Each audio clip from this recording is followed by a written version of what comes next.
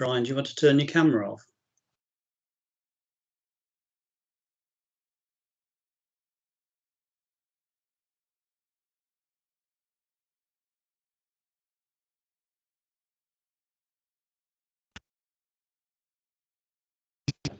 Okay. Right, Lewis, are we recording? We're recording, yeah. Fantastic. So, Brian, if you want to just take your camera off as well, that'd be great.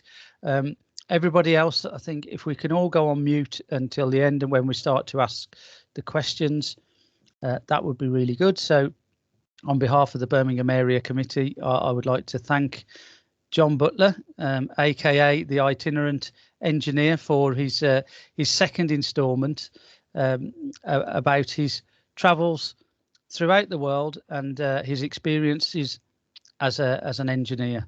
So, John, without further ado, I shall hand it over to you. I shall take my beautiful face off the screen and I shall just leave yours and your presentation. Thank you very much. Thank you, Matt, and thank you, Lewis, again for setting all this up again tonight. Tonight is entitled Travel, which I think is a bit like Marmite. You either love it or hate it.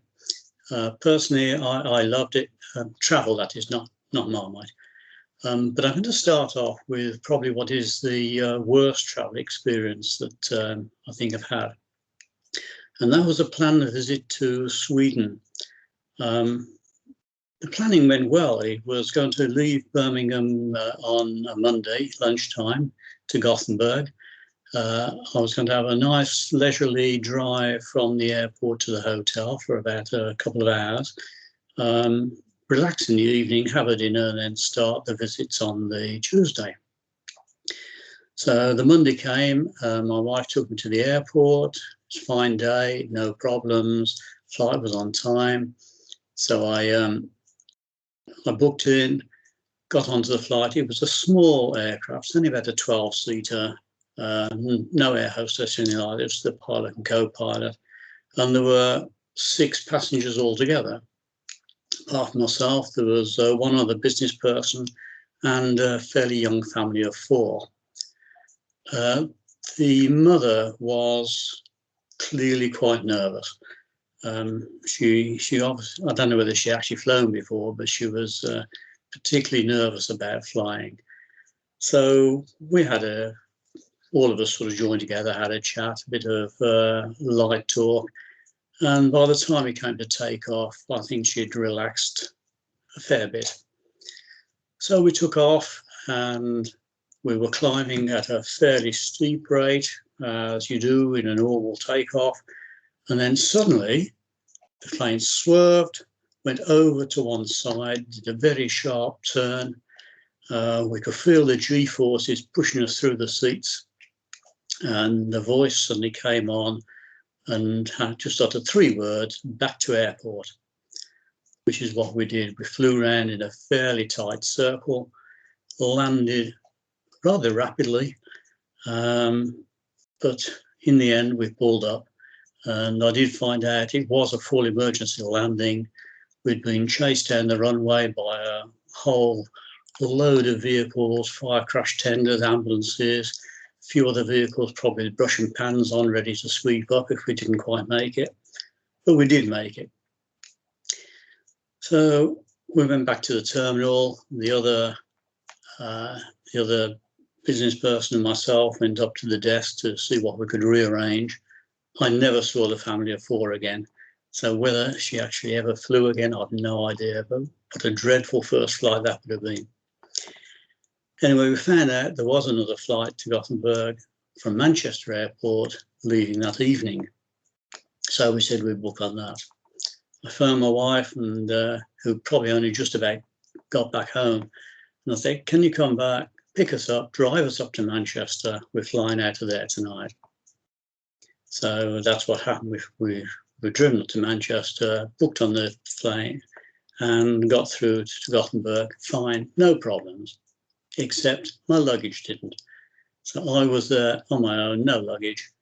And by the time we sorted out what the luggage arrangements were that were going to be sent on, I gave them my whole itinerary for the week. I was going to be moving on every day, so I was at a different hotel every night. Told them where I was going to be every day. By the time I'd done that, picked up the hire car, it was getting on for midnight. Now, this was winter in Sweden. It was pitch black when I got outside. And I thought, well, okay, another hour and a half, 2 hours drive to the hotel.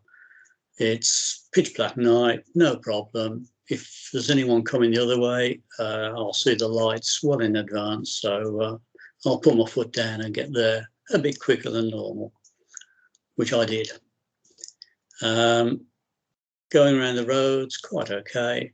And I suddenly turned one corner and the whole windscreen just seemed to be filled with a face with two big eyes staring straight at me.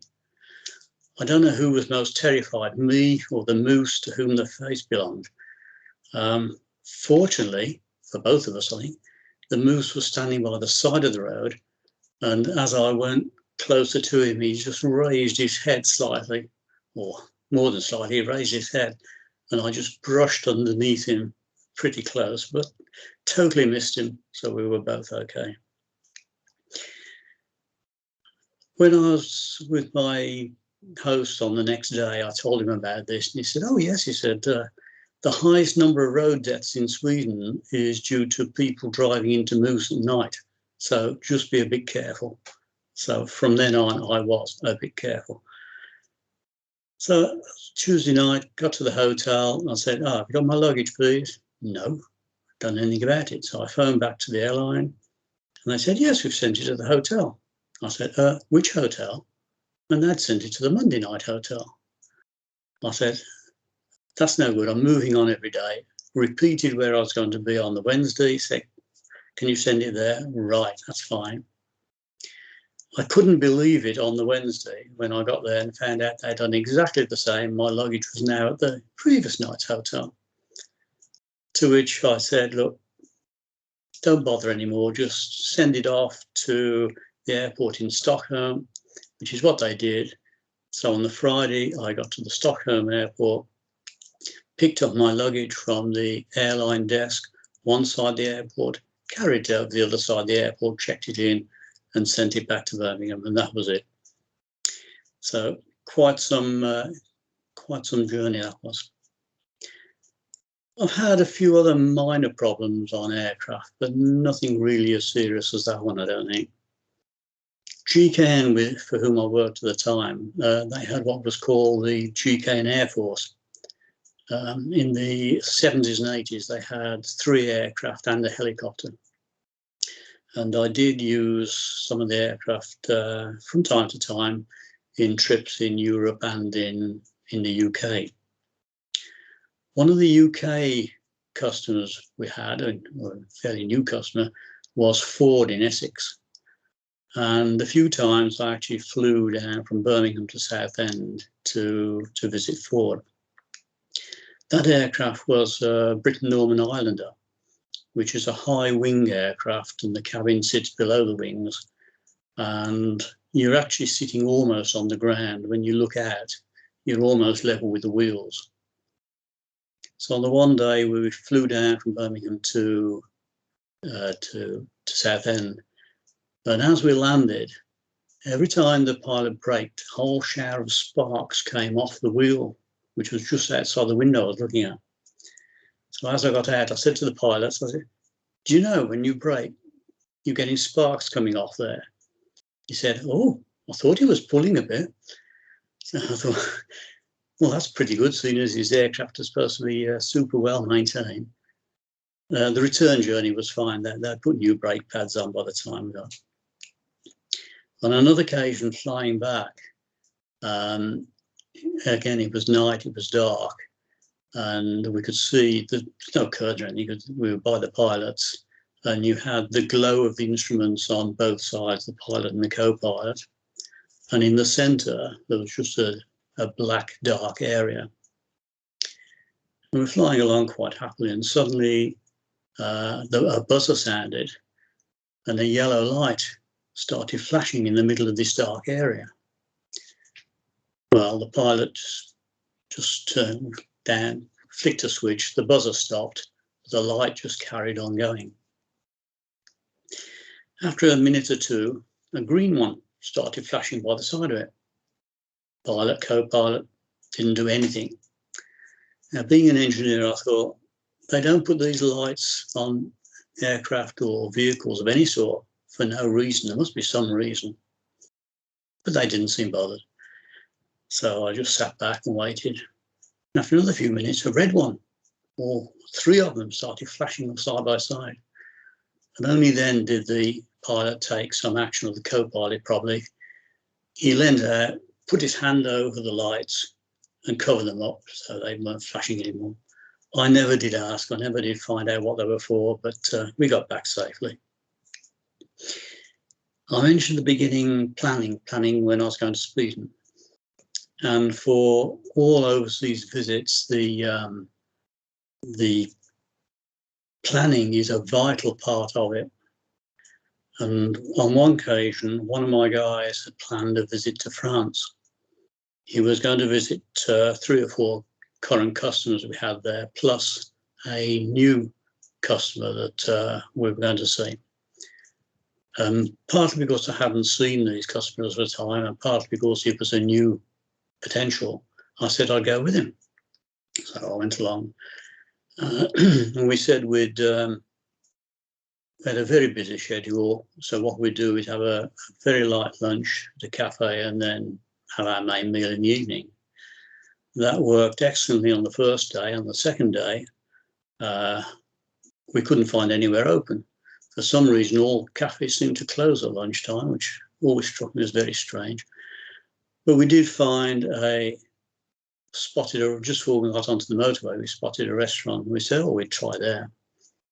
And as we went down, the 2 glass doors opened, not automatically. There were people in sort of dinner jackets and bow ties who would open them for us. So that wasn't quite a cafe, so that didn't work very well.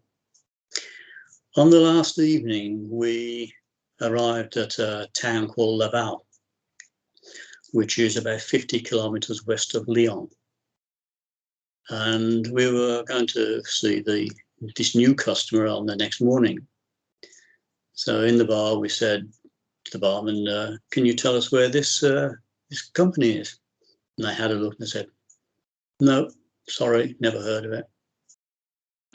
And my guy said, that's strange. He said, it's supposed to be a well-known company. And what they said to me is ask anyone in the village and they'll tell you where it is.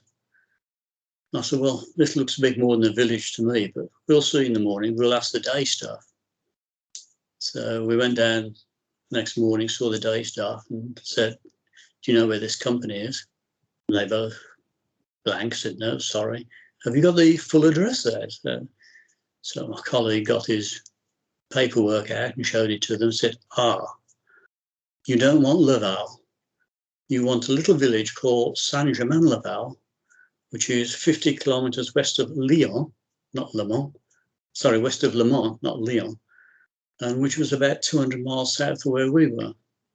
So we never got to see them on that occasion. Quite some planning, that one.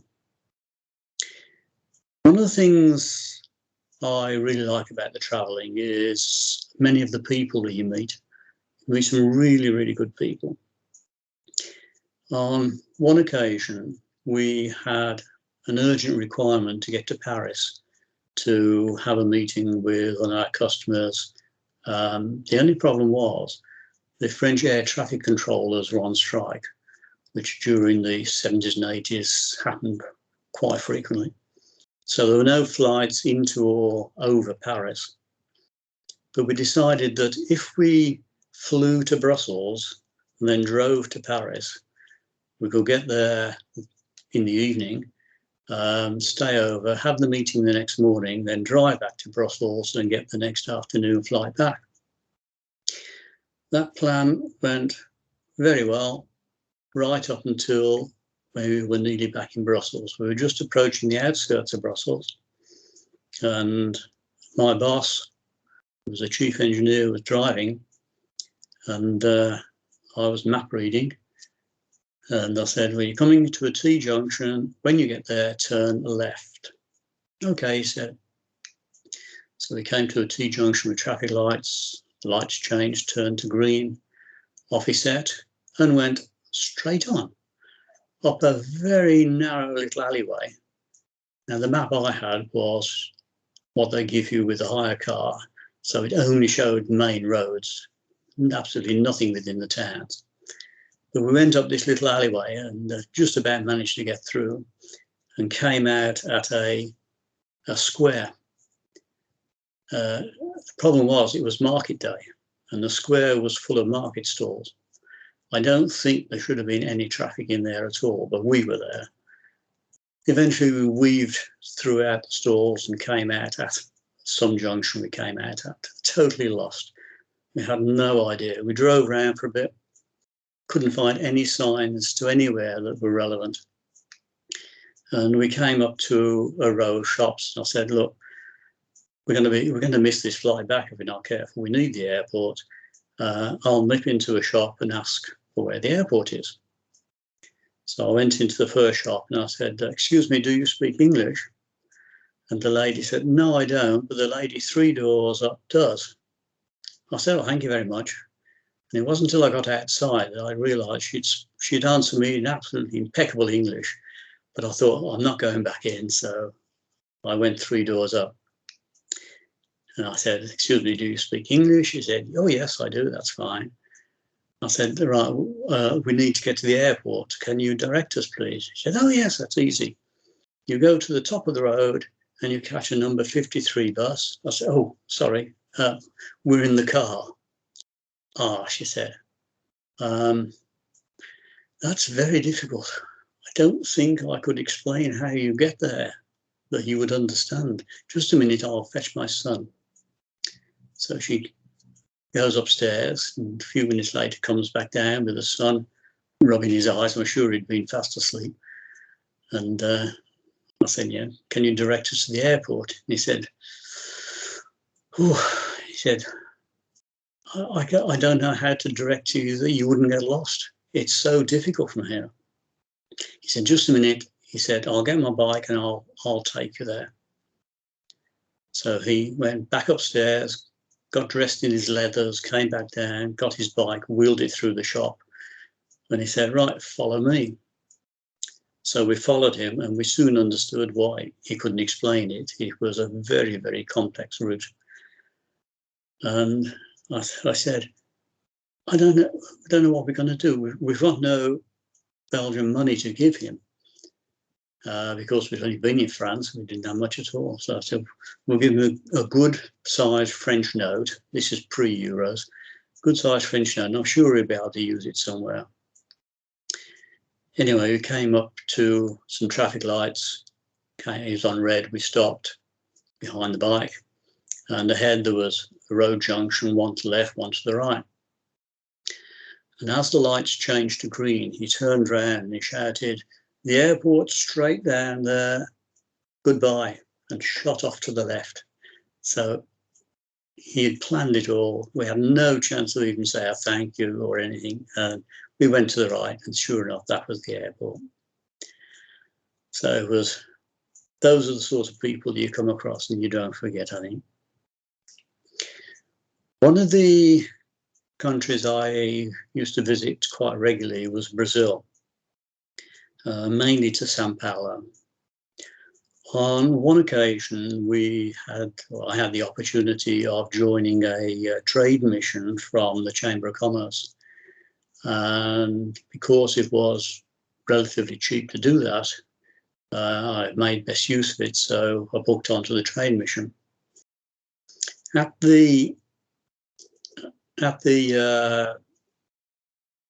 discussion we had before we went, the presentation, they said, Brazil is reasonably okay, but you just got to be a little bit careful because of the fairly high crime rate in certain areas. And they said, certainly in Rio, you do not go out with sort of expensive jewelry, expensive watches, wallets, things like that. If you're going out, take just the money you need, put some money in your sock, split it up a bit so it's not everywhere, just to be safe. So the trade mission had several days in Sao Paulo and a few days in Rio. So on the first day in Rio, we were there. The party of us went out for a drink in the evening, and we had the drink, and they said, oh, they're going on to somewhere, another pub or club or something. And I said, no, I've had enough, I'm going back. So I walked back to the hotel, absolutely no problem. The next morning, I woke and I was getting ready, and I heard this heavy drilling sound. And I thought, what on earth's going on? One of the colleagues who had been on the trip ignored what was being said, and he'd gone out with everything, including the key to his safe. And the hotel had clearly said, if you go out, don't take the key to the safe. Put it with a colleague somewhere safe, or leave it with reception. Because if you lose the key to the safe, then they don't have spare keys. They have to drill it out, and you get charged a couple of $100 to have it replaced. And that's what was happening. He'd gone out, lost his key because he'd been mugged, and they were drilling his safe. Sometime later, I went out with my boss, and he had never been to Rio, so he wanted to go to Rio. So we said we'd go to Rio for the weekend and then on to Sao Paulo to do all the business. So we went to weekend, and a bit of name dropping coming up. We walked along the Copacabana and Ipanema beaches, and on one of them we stopped to have a coffee, one of the beach bars. We were sitting there, and there was an elderly lady sitting at the next table. And she started chatting to us, just generally asking where we're from and everything. But when we looked, she had rings all over her finger, she had jewelry, she had watches. And we said to her, we've been advised not to do this. But we're a bit surprised to see you wearing all this jewelry. And she looked and she just said, oh, they wouldn't dare attack me. So who she was, I've no idea, but it was well worth knowing about that. When I went to Sao Paulo, there wasn't a tremendous amount to do. It's a massive city. It's one of the biggest cities in the world. It's got a population of about 11 million people at the moment. But the one area that I used to go to in the evening, just to relax and wind down a bit, was a shopping centre. And I'd been there a few times. And when you came out of the shopping centre, there was always a nice row of gleaming new taxis waiting to whisk you back to the hotel. No problem. So on the one night, I went to the shopping centre, and like most shopping centres, they've got some restaurants up above all the shops. So I thought, I think what I'll do is I'll stay and have dinner here rather than go back and have it at the hotel, which I did. I went up, had a very reasonable dinner, came out of the restaurant, and everywhere was deserted. No one around the shops, all the shops were closed. So I thought, all right, go back. Went out to the taxi rank, no row of gleaming taxis, but there was one fairly battered Volkswagen Beetle, but he did have a taxi sign on top. So I thought, okay, it's the only one I've got, so no choice. So I got in and asked for the hotel. Okay, he said, and off we drove. Now I knew it was a 20-minute drive or thereabouts from the shopping centre back to the hotel. And the hotel was actually on top of a hill on the outskirts of Sao Paulo. It's a big hotel right at the top of the hill. But people took different routes there, so I wouldn't have recognised the route anyway. And we were driving along, and after about 20 odd minutes, I thought, this is strange. We haven't started climbing yet at all. And I don't recognise anywhere I've seen. Should I be getting a bit worried? And as I was thinking that, I looked out the window, and in the far distance, I saw the hotel on top of the hill. and we were going further into the city. And I thought, oh dear. So I tapped the driver on the shoulder and I pointed and I said, hotel? And he looked and he said, sorry.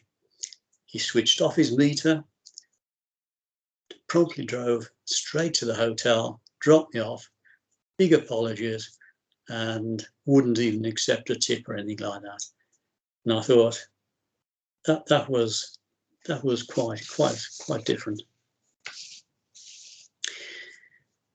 I'm going to end with a longer story about my most memorable visit I had. In 1990, the senior management team at Salisbury, the GKN company I worked at, were sent on a team building training course. For most of the week, we'd done various exercises. And then when it came to the weekend, we were going to go on one of these survival type exercises, you know, the sort of thing where they drop you in the middle of the Amazonian jungle with a tin of beans and a Boy Scout penknife. Well, we were actually dropped in the middle of the Derbyshire Peak District with no money and no food, but that's really a different story altogether. One of the outcomes from this team building exercise, at the end, they said, right, we're going to offer you a challenge which you don't have to accept, but to see whether the team building's worked. The challenge is you've got to work as a team on a project which you've got to come up with yourselves. And the basic terms of the project is you must work as a complete team. Everyone must be involved. It must be completed within 3 months. It's got to be undertaken all in your own time. It must benefit a charity or a good cause. And preferably, it should become known outside of your immediate area, i.e., you need to get some publicity.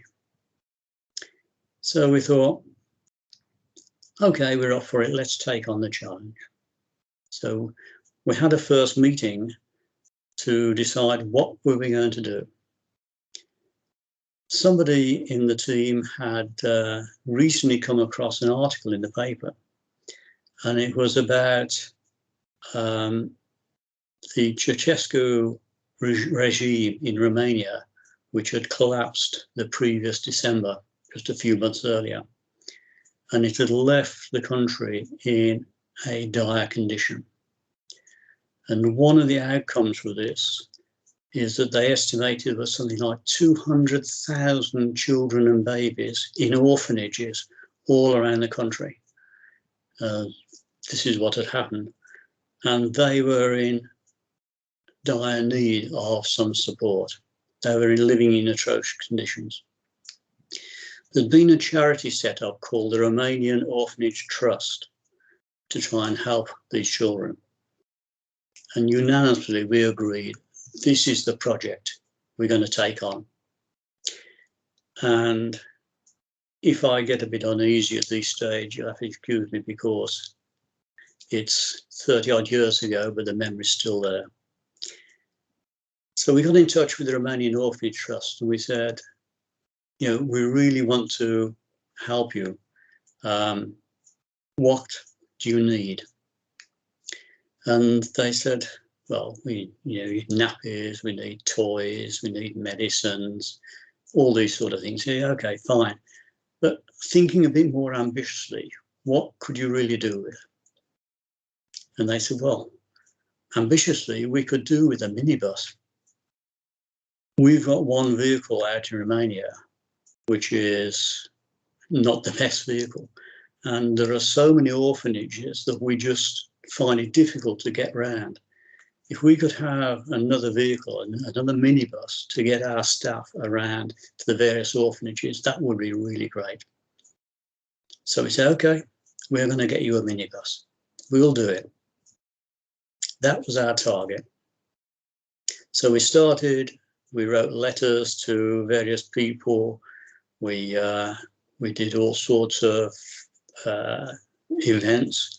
For most weekends, we were spending time at galas and fetes and carnivals, gathering money. We got all our contacts, both personally and from a business point of view, involved. And gradually, funding started to come in. We got to a stage where we had enough money to buy a minibus, second-hand minibus. So one of the team went out and bought a second-hand minibus. We thought, good, we've achieved our first objective. We've got what we needed, a minibus. When we got it back, we inspected it, looked at it. We thought, I don't think this minibus is going to get us to Dover, let alone to Romania. So we promptly sold the minibus and actually made a profit on it. So that was a good start. We'd formed a sort of mini business. We had our own constitution, we had our own bank account, we had logos, letterheads, we had printed T-shirts, and we called ourselves the Salisbury Smarts, SMARTS. And that stood for Salisbury Management Are Ready to Succeed. Now, whether that meant we were going to succeed in the target or whether we were going to succeed the directors and get into their positions was a matter of conjecture, but it was a play on words. We're going to do that. But then suddenly things started to snowball and funding came in and we were getting excellent support. Not only were we getting funding and money coming in, but we were getting other offers from companies. In the end, we got 350 individual donations, 100 corporate sponsors, and a lot of money from the events we were going to. So when this started building up, we thought, we're going to have enough now for not one minibus, but 2 minibuses. We're really going to go for the town on this. We're going to get 2 minibuses and take those out to Romania and give them to the trust. And then someone came up with another brilliant idea. They said, look, we're doing very well at this. Why don't we extend what we're going to do and involve the Birmingham Children's Hospital, which is a major hospital for children in the region. So we said, right, we'll do that. We'll do 2-pronged attack, one for Romania, one for the Birmingham Children's Hospital. And we're going to call it Children Across Europe. That was our tagline. And this really, really took off. So we didn't only get money from companies, but we also got other support from them.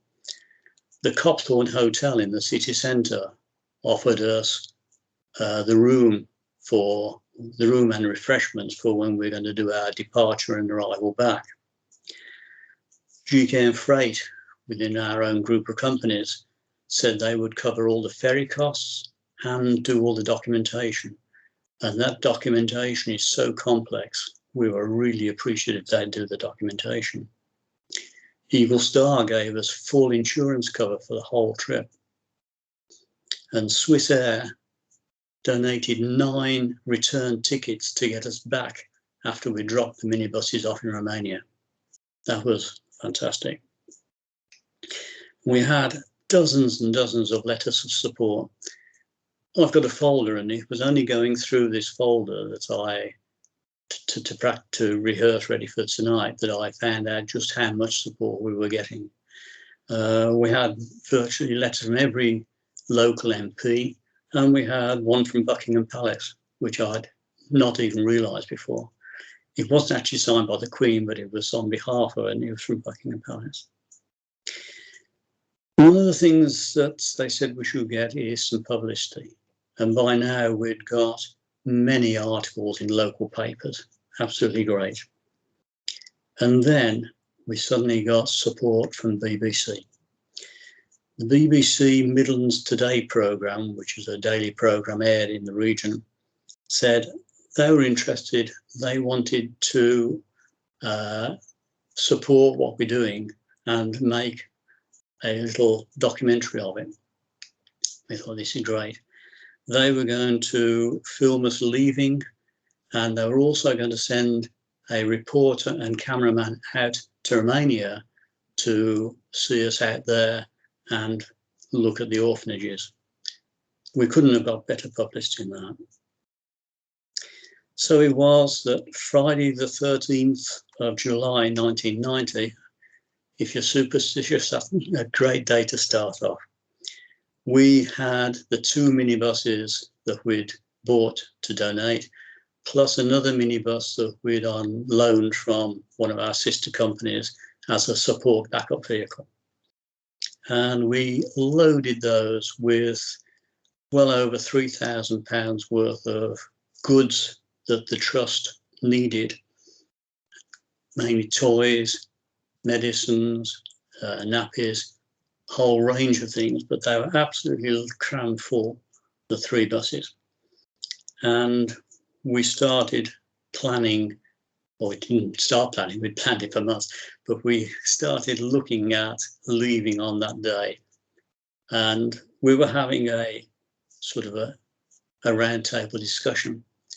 And we were discussing how we were going to get from Witten, where we were based, into the city centre, so that we were all in the right order, we had the right positioning and everything else.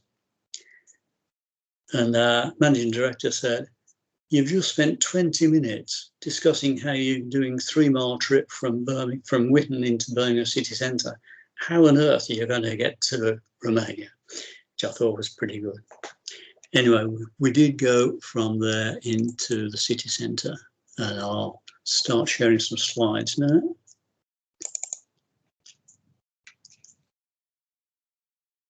So,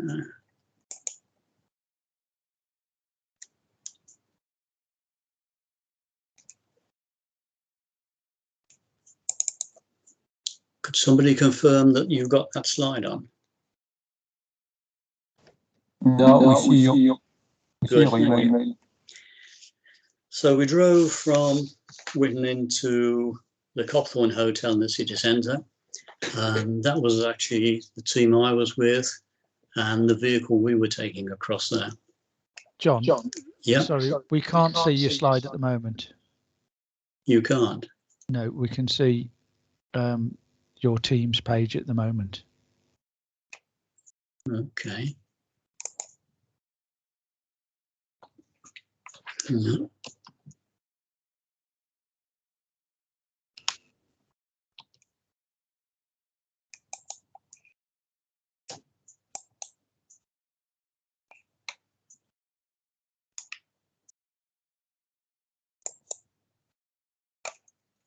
Try again.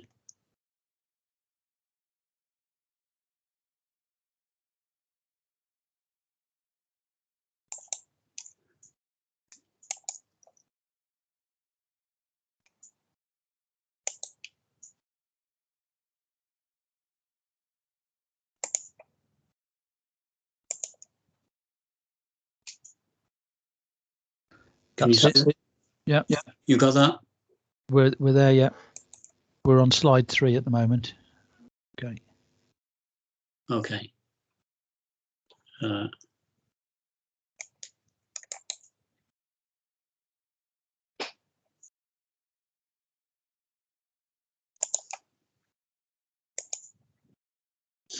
Okay, so that's the 3 vehicles that at the Copthorne Hotel, ready to go off.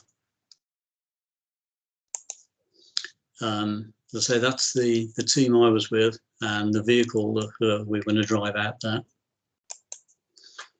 And that's the BBC team starting the interviews with us before we set off.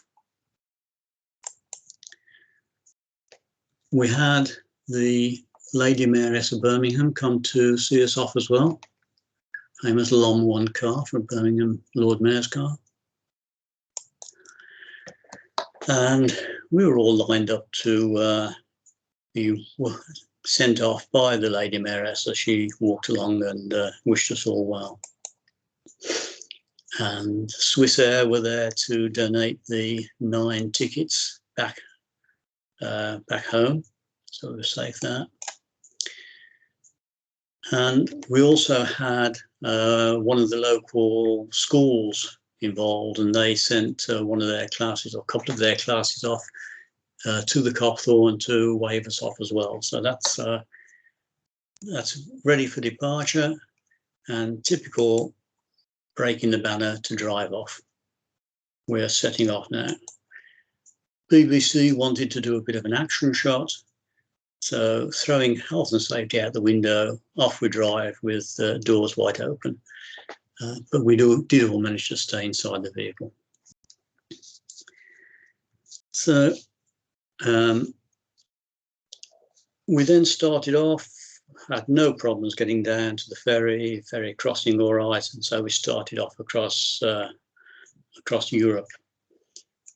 This is one of the checkpoints at the borders where we're all ready for going off. And as you see, the weather was beautiful, we're all right. But it turned out we're not the only people supporting Romania. There was a lot of support going on. And by this time, this was 3 months after we first started, it had become quite newsworthy, and he was in a lot. And coincidentally, parked right next to us was a French vehicle also supporting Romania. That was going on. So from there, we drove off, and we were driving non-stop, sharing the driving, apart from sort of toilet breaks and fuel breaks and stopping at borders. We just drove non-stop over towards Romania. We got to the Romanian border at 2 a.m. on the Sunday morning. So we went through all our documentation. They looked at it, said, yeah, documentation seems to be fine. That's okay. Go and park over there. So we said, what do you mean go and park over there? They said, well, commercial vehicles aren't allowed on the roads on a Sunday. What? That would have just about ruined everything. It would have meant we couldn't have set out till Monday, and we would have only just been able to make it to the airport in time to get the flight back. We said, no, this is no good. And one thing I'd forgotten, which I found out when I was going through this preparation, myself and one other team member disappeared off into the offices, the checkpoint, and we were in there for just over an hour. The rest of the team wondered what on earth was going on. But that was our most difficult set of negotiations I think we've ever done. But we negotiated it, and to be honest, I think there was a little bit of bribery there with cigarettes and chocolate. But after an hour or so, we got the go-ahead to carry on. We were okay. So off we drove again. And then we got into the heavy traffic of Romania. Not quite what we'd seen elsewhere, but that's the heavy traffic of Romania. We arrived at the hotel about 40 minutes after our scheduled arrival time, Sunday afternoon, to be greeted by the BBC. That's the BBC reporter and the cameraman. And we drove up after having been riding for, by that time, for 2 and a bit days, solid, non-stop. Oh, one bit, the vehicle I was in actually didn't quite make it. As on one of the trips, the driver actually fell asleep. It was only fortunate that the passenger wasn't asleep, and he managed to grab the wheel before we drove off down into a fairly steep ravine. But we got into Bucharest safely anyway. Well, we turned up, and after all that driving, and the BBC said, "Oh, glad you're here. we want to film you driving in, so can you go and drive around the block again, please? So thinking we'd arrived, that was it. Another drive around the block before we could actually finish. Anyway, we did finish, and we got there. The Romanian Orphanage Trust had a few rooms at the hotel for their nurses and helpers, and they were brilliant. They all, or most of them, vacated their rooms and went and doubled up and trebled up in other people's rooms, so we could have a room for the night. We were also sharing about 4 to a room, but at least we had a room to sleep in. A few lucky ones had a bed to sleep in, but most of us were on the floor. We didn't get a lot of sleep, I don't think, that night, although we were so tired we probably slept a bit. So the next morning, the Monday morning, we set off to the first orphanage, and we were told this is one of the better orphanages they had in Romania. And to be honest, we were really surprised. We got there and we saw dozens and dozens of children, and they were smiling. They had a smile on their face when they saw us. It was quite something outstanding. We didn't expect to see that. We thought there'd be a lot worse conditions.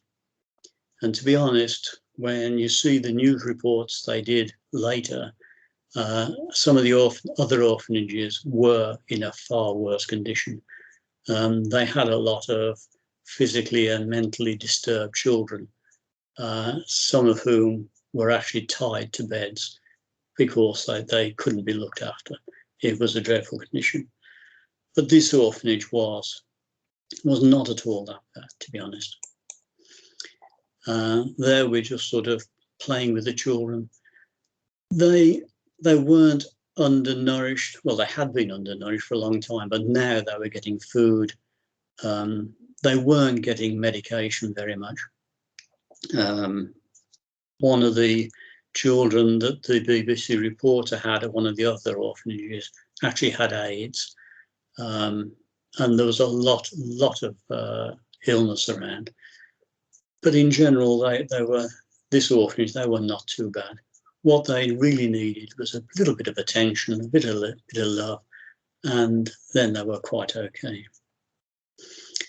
The chap there in the pink shirt, he was one of our works managers. He was a pretty tough guy, rugby playing, looked after a group of guys at the company, and he was pretty tough. But he also took to them, and there he is again, finding a little girl who had really taken to him. And that chap there with the violin was a musician from Birmingham who had given up his holiday to come out to Romania to go around the orphanage and just entertain the children with some playing. And he was devoting his whole time just going around entertaining those.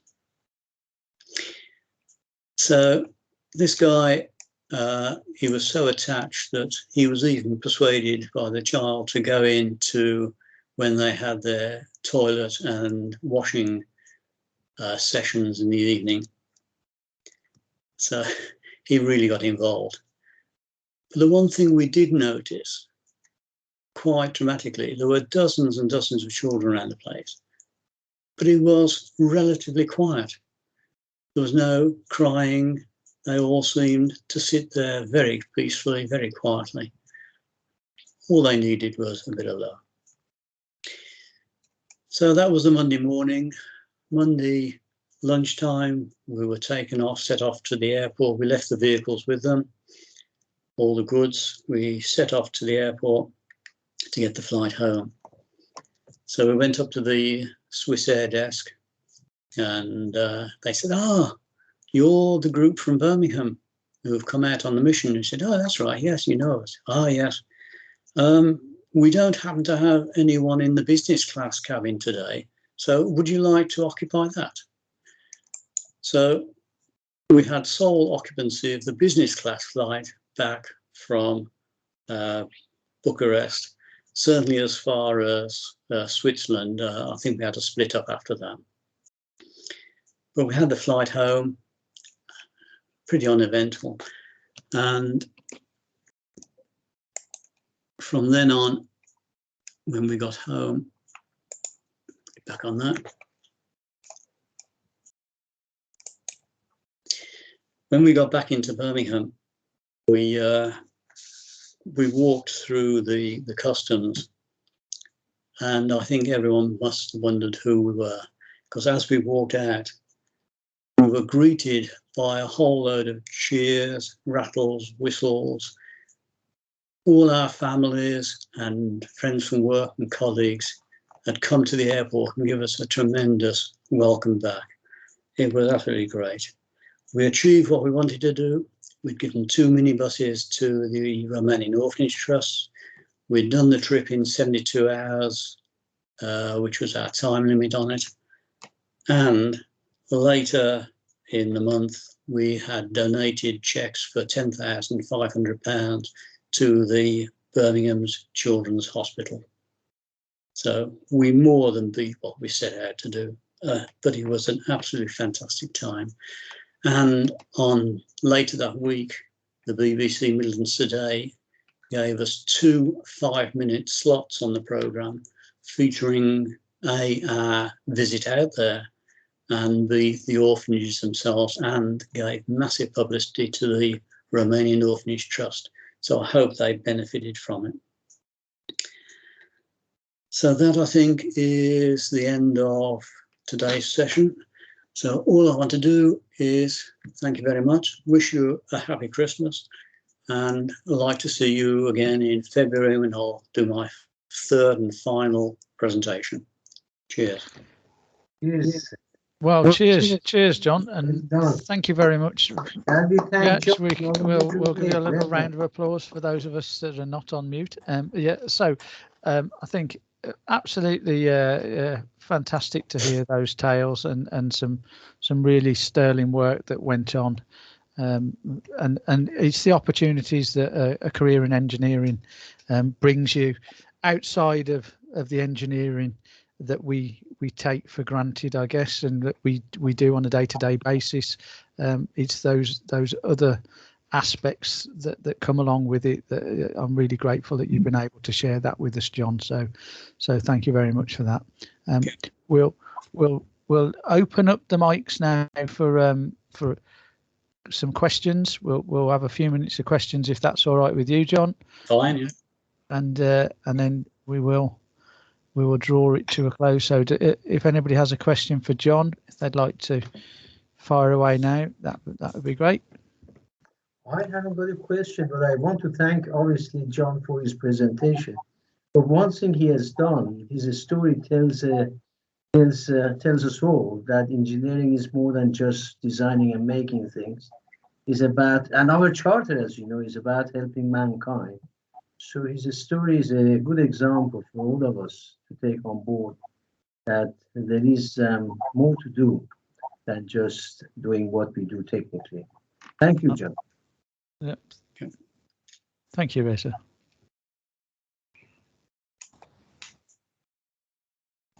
Yeah, just a comment from me. I mean, a couple of comments. I mean, the same. I think it's always interesting to see how things were in the past, because there are things that nowadays would actually be shocking. Like, as I put in the chat, to actually fly from Birmingham to Southend to me nowadays would be shocking. But also doing the trip to Romania, well, obviously we all understand it for a good cause.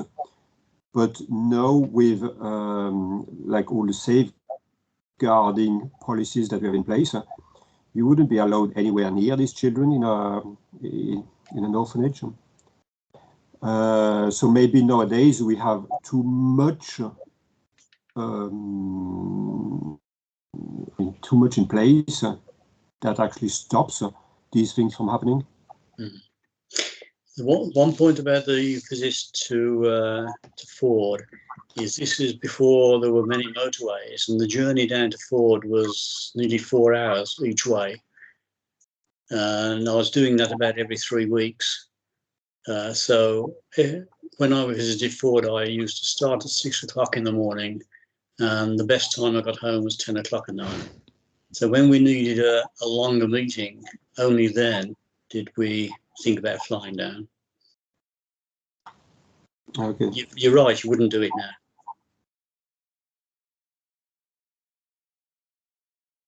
Yeah. Well, unless we've got any other questions or any other comments on the on the brilliant tales that John has just told us, I think we should say a big thank you. I'm really pleased that people have taken the time out to join us. So yeah, we'll wait for the final session. Which, have we set a date for that yet, John? No, it's February sometime. I think it is February sometime. So we'll look forward to that. We'll get the advert out so people can join us. And yeah, it leaves me nothing else to do other than to thank everyone for attending. Thank John in particular for his brilliant session today, and we look forward to seeing you in February, John, although we will see you, I'm sure, before that. So for everyone that's joined us, thank you very much. Good night and a happy Christmas to you all. Yeah, thank you. Thank you. Thank you Bye-bye. much. Bye-bye. Thank you, John. Bye-bye.